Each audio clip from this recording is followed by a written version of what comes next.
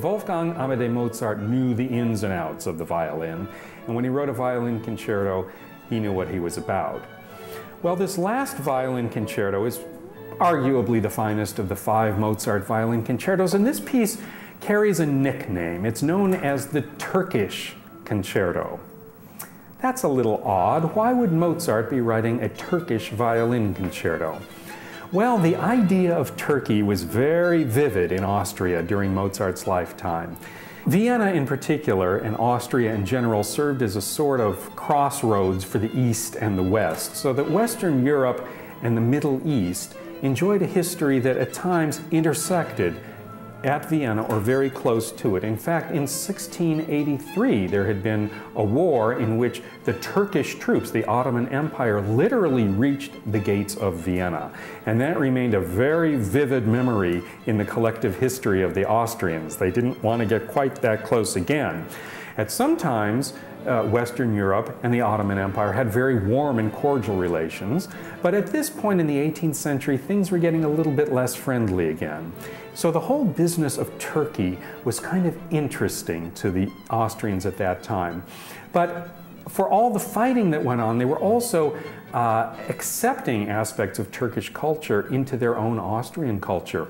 In fact, it's said that the fad for coffee, and you know Vienna is full of coffee houses, it's said that this came from their contacts with the Middle East, and specifically with the Turks. And similarly, it's said that the crescent roll, the croissant, was actually invented in Vienna as a sort of a tribute to the crescent symbol of the Ottoman Empire. Well, the Turkish influence extended also to music, and it became very popular in Vienna to have roving bands of ostensibly Turkish performers playing what was called janissary music. And this was also used in military music a lot, in Austrian troops as well as in Middle Eastern ones. This was music that was always sort of rhythmic and bouncy, marchy music, always with a percussive flavor. Sometimes they used piccolos, sort of exaggerated timbres of that sort. And this became very popular. It became sort of a popular music fad in 18th century music, and especially in Vienna. We hear it in Mozart, we hear it in Haydn, we hear it in Beethoven.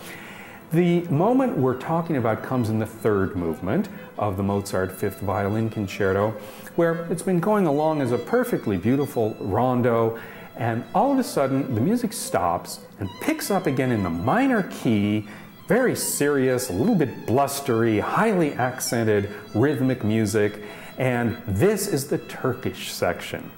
And Mozart's Turkish concerto is one of a number of pieces that has these Turkish-influenced characteristics, and that really sets this concerto apart from the other Mozart concertos. It gives it a little bit of a distinctive flair.